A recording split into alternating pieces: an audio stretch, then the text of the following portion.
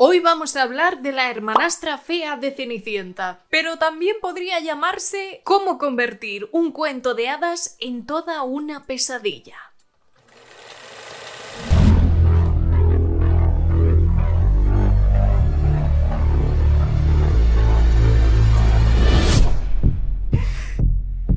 Antes de empezar a hablar de la hermanastra fea, os recuerdo que os podéis suscribir a mi canal, que es totalmente gratis y me ayudas muchísimo, es solo un clic. Y te recuerdo también que tengo página de Patreon donde puedes escuchar un podcast exclusivo 2 veces al mes. Te dejo el enlace en la caja de descripción. Y no te olvides de seguirme en Instagram. La hermanastra fea de Cenicienta se estrena este próximo viernes día 17 de octubre. Se acercan ya las propuestas de terror para esta época del año y la hermanastra fea es sin duda una opción muy curiosa. Está dirigida por la directora, actriz y guionista Emily Blitzfeld. Y curiosamente, este es su primer largometraje como directora. Y me quito el sombrero. Se trata de una película noruega que ha costado únicamente 4,2 millones de euros. Y más tarde os explicaré por qué esto creo que es importante. Está protagonizada por las actrices Lia Mayren y Thea Sophie Lochnes, entre otros. Esta película, escrita por la directora, nos trae una propuesta muy interesante y es retorcer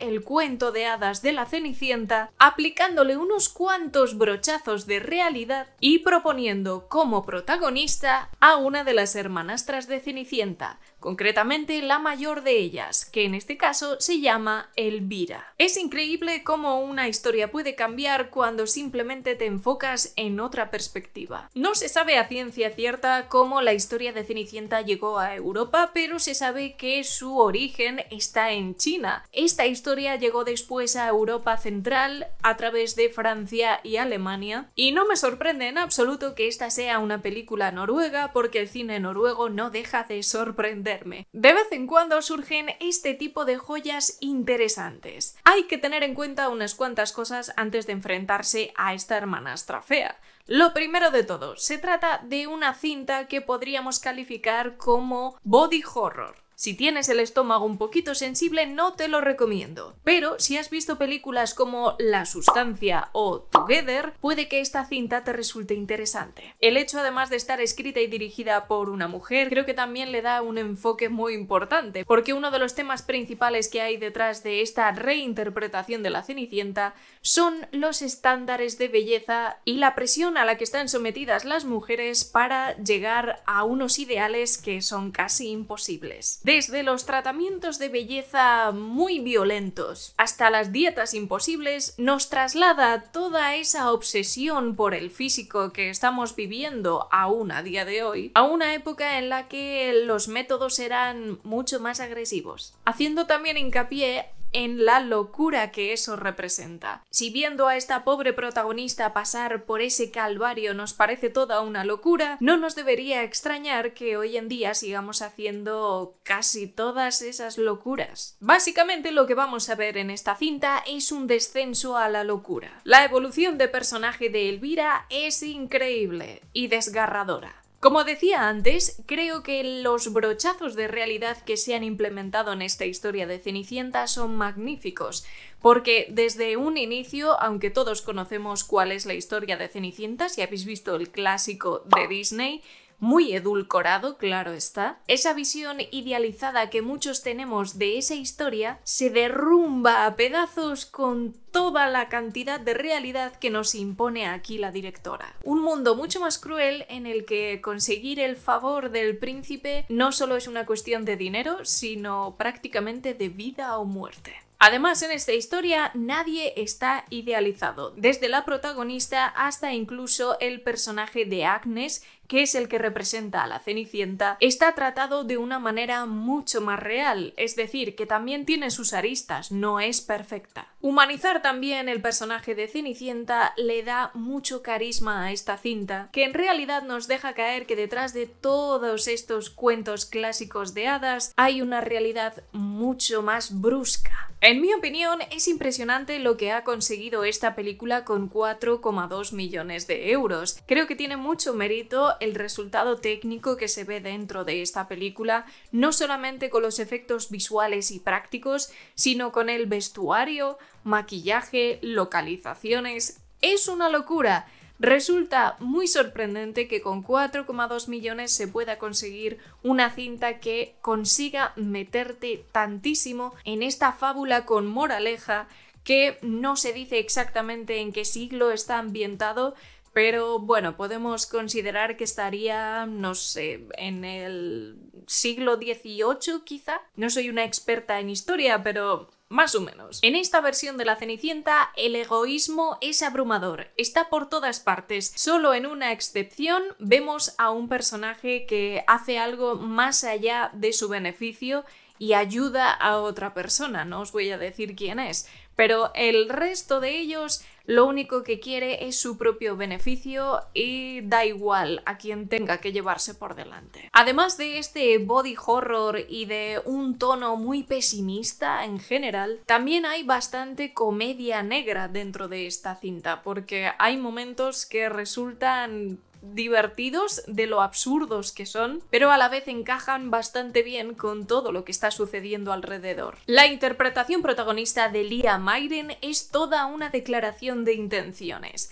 Es una protagonista muy compleja, primero por toda esa evolución del personaje que es astronómica y también por ser un trabajo muy físico. Ella misma lo ha contado en algunas entrevistas y era una de las cosas que más le atraía de esta película. Y hay que reconocer que lo ha dado absolutamente todo. Es una historia triste, absurdamente cómica y también tiene un punto de aterrador. Toda esta moraleja de a dónde nos puede llevar el querer ser otra persona o llegar a los estándares que se supone que la sociedad nos exige, te puede llevar a ese viaje a la locura que no es nada recomendable. La empatía que consigue que sientas por esta hermanastra llega hasta tal punto en el que no quieres que a Cenicienta le salgan bien las cosas. La hermanastra es simplemente otra víctima más de las exigencias sociales. Además de eso, en su desenlace tiene una de las escenas más desagradables que he visto en este 2025, así que recomiendo que no comáis antes de ir a ver la película, pero creo que es una fábula con moraleja que disfraza muchos de los defectos que tiene nuestra sociedad moderna, que ya empezó en aquel momento a despuntar, y una muy buena crítica de las absurdas cosas que se piden a veces a las mujeres en cuanto a su aspecto físico. Por otro lado, es una cinta que no llega a la hora 50 de duración y aún así se me ha hecho un poco difícil de digerir. Creo que se podría haber trabajado un poco más el ritmo. Es una de las pocas cosas que se le pueden adjudicar y sí, en algún momento se me ha hecho un poco pesado, pero no puedo descartar que esto sea por lo desagradable que se pone la película en algunos momentos. Ese contraste entre el conocimiento de la historia clásica de Cenicienta e idealizada, entre otros, por Disney, y lo que te propone la directora en esta película chocan de tal manera que te cuesta mucho digerir lo que estás viendo. Una cinta muy adulta, con toneladas de realismo y con mucho amor por el body horror, junto a una protagonista que se ha dejado la piel en el personaje. Una de las cosas que hace que pienses en la sustancia y en los ideales de belleza modernos es que esta cinta tiene una banda sonora original totalmente anacrónica, donde vamos a escuchar sintetizadores, no va a tener una banda sonora clásica con orquesta sinfónica, ni adaptada tampoco a los tiempos que está representando. Eso, unido con unos títulos de créditos muy al estilo Sofía Coppola, nos hace pensar claramente que es una crítica a la situación actual, a los ideales de belleza y también un golpe de realidad al descubrir cuál era el trato hacia las mujeres en aquella época, siempre dejando ese tinte de género fantástico por el camino. Por todo esto, para mí, La hermanastra fea de Cenicienta es un 6,5.